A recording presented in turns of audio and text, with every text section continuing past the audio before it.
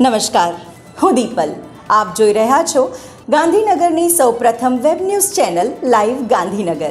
તો આવો નિહાળીએ આજનું જીવતું ધબકતું ગાંધીનગર લાઈવ ગાંધીનગરની નજરે. ગાંધીનગર જિલ્લાના રાંધેજા ગામમાં આશાપુરા માતાજીના મંદિરનો 27મો પાટોત્સવ ઉજવાયો. રાંધેજા ગામમાં શ્રી આશાપુરા માતાજી પ્રાચીન મંદિર આવેલું છે.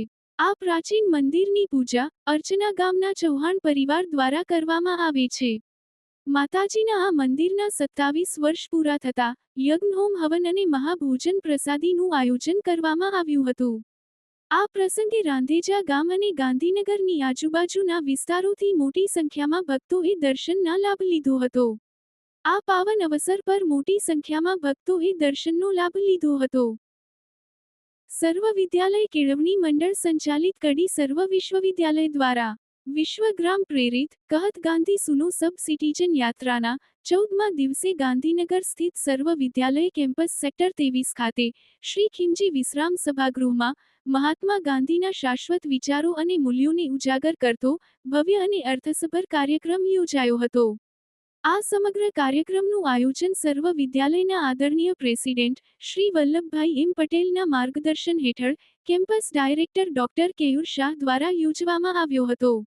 સમગ્ર આયોજન વિશ્વગ્રામ સંસ્થા તરફથી તુલા સંજયભાઈના સંકલન અને માર્ગદર્શન હેઠળ સફળતાપૂર્વક સંપન્ન થયું હતું. આ કાર્યક્રમમાં સુવિખ્યાત ગાયિકા મેઘા ડાલટન દ્વારા સુમધુર સ્વરમાં ગાંધી વિચાર આધારિત પ્રેરણાદાયી ગાંધી ગીતોની ભાવસભર રજૂઆત કરવામાં આવી હતી, જેને ઉપસ્થિત વિદ્યાર્થીઓ અને પ્રેક્ષકો તરફથી ઉષ્માભર્યો પ્રતિસાદ મળ્યો હતો. કાર્યક્રમ દરમિયાન પર્યાવરણ સંરક્ષણ, પૃથ્વીની જાળવણી, સર્વધર્મ સમભાવ તેમજ સમાજમાંથી ભેદભાવ દૂર કરવાનો સંદેશ આપતી સુંદર નાટિકા આઓ લકીરે મીટા દે અને ગીતો રજૂ કરવામાં આવ્યા હતા. તેઓની ટીમ દ્વારા કરાયેલી આ રજૂઆતોમાં ગાંધીજીના વિચારોને આધુનિક યુગ સાથે સંકળીને અસરકારક રીતે પ્રસ્તુત કરવામાં આવ્યા હતા. કાર્યક્રમમાં યુનિવર્સિટીની વિવિધ કોલેજોના 600મી વધુ વિદ્યાર્થીઓએ ઉત્સાહભેર ભાગ લીધો હતો.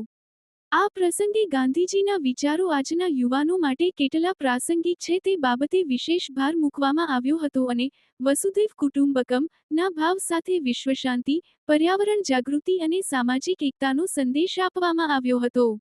કાર્યક્રમને સફળ બનાવવા કેમ્પસ ડાયરેક્ટર ડોક્ટર કેયુર શાહના માર્ગદર્શનમાં સંલગ્ન કોલેજોના અધ્યાપકશ્રીઓ અને બિન શૈક્ષણિક સ્ટાફ દ્વારા જહેમત ઉઠાવવામાં આવી હતી. કાર્યક્રમના અંતે આયોજકો દ્વારા તમામ કલાકારો, વિદ્યાર્થીઓ, સ્વયંસેવકો તથા સહયોગી ટીમનો આભાર વ્યક્ત કરવામાં આવ્યો હતો. તો દર્શક મિત્રો, આપે અનુભવ્યો ગાંધીનગરનો ધબકાર. આપની આસપાસ બનતી આવી જ ઘટનાઓની જાણકારી અમારા સુધી પહોંચાડવા માટે સ્ક્રીન પર દર્શાવેલ નંબર પર વોટ્સએપ દ્વારા અથવા ઈમેલ આઈડી પર મેલ કરીને આપ અમારો સંપર્ક કરી શકો છો. ધન્યવાદ.